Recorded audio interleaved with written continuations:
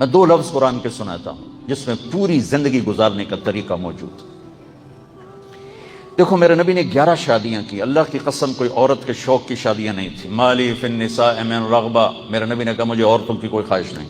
پھر میرے نبی نے فرمایا ما تزوجت وما زوجت الا بوحی من السماء نزل به جبریل، کہ میری بات کان کھول کے سن لو، میں نے جہاں شادی کی، میں نے جہاں بیٹی کی شادی کی، پہلے آسمان سے جبریل وحی لے کر آئے، پھر میں نے یہ قدم اٹھایا۔ 11 شادیاں کیوں کی؟ ہمیں زندگی سمجھانے کے لیے کہ گھر کا دین اور ڈیلنگ، انسان سے ڈیلنگ مشکل تر۔ نماز پڑھنے واسطے ہونے 5 منٹ نہیں لگے تھا، اثر پڑھ لئی، ایک لوٹا پانی دوایا ہے تو 5 منٹ مولوی بہاد اللہ سانو فارغ کر چھڑے۔ لیکن ڈیل کرنے کے لیے یہ اپنی بیوی کے ساتھ ایک اچھا خامند بن کے چلے، اس کی بیوی ان کے ساتھ اچھی بیوی بن کے چلے، یہ دانتوں پر سینہ آنے والی بات۔ اس لیے میرے نبی نے 11 گھر آباد کر کے ہمیں زندگی سمجھائی۔ 25 سال کا نوجوان کیوں شادی کرے گا 40 سال کی بیوہ سے؟ بیوہ بھی 2 دفعہ، ایک منگنی ٹوٹی ورقہ بن نوفل سے، ایک نکاح سے بیوہ ہوئی ابو حالہ سے، دوسرے نکاح سے بیوہ ہوئی ابن عابد سے، ہر نکاح میں اولاد پیدا ہوئی۔ اور میرے نبی 25 سال کے حسین جوان، ان کو 20 سال کی لڑکی چاہیے تھی، وہ 40 سال کی عورت سے شادی کی اور زندگی کے 25 سال ان کے ساتھ گزار دیے۔ جب آپ 50 برس کے ہوئے، جوانی مدھم پڑنا شروع ہوئی تو 10 شادیاں۔ یہ حدیث میں نے پیش کی کہ میں نے اس وقت تک شادی نہیں کی جب تک میرے اللہ کا حکم نہیں آیا۔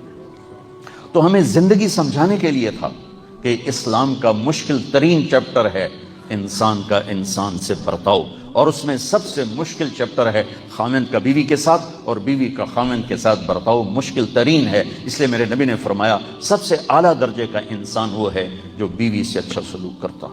پھر آپ نے کہا میرا سب سے اعلیٰ سلوک ہے اپنی بیوی کے ساتھ، اور آپ نے فرمایا معذرت کے ساتھ یغلبن الکریم و یغلبہن اللئیم، میرے نبی نے فرمایا شریف آدمی اپنی بیوی کو عزت دیتا ہے اور کمینہ آدمی اپنی بیوی کو دبا کے رکھتا ہے۔ سنتے پہ کمینے دا لفظ استعمال کیتا ہے۔ شریف آدمی اپنی بیوی کو عزت دیتا ہے اور کمینہ آدمی اپنی بیوی کو ذلیل کرتا ہے۔ میں کمینہ بن کے نہیں رہنا چاہتا، میں عزت دار بن کے رہنا چاہتا ہوں، میں اپنی بیویوں کو عزت دیتا ہوں۔ ایک لفظ قرآن کا، ہن لباس لکم وانتم لباس لہن، میرا اللہ کہہ رہا ہے بیوی تیرا لباس ہے، اور بیوی سے کہتا ہے خاوند تیرا لباس ہے۔ لفظ لباس سے کیا کیا مطلب نکلتے ہیں؟ اب مجھے دیکھو، یہ میرے لباس اور میرے درمیان کوئی چیز ہے؟ میں ہوں اور میرا لباس ہے نا، تو اس لفظ لباس میں اشارہ ہے خاوند اور بیوی کے درمیان کسی تیسرے کو داخل ہونے کی اجازت نہیں ہے، نہ بچے کے ماں باپ کو نہ بچی کے ماں باپ کو۔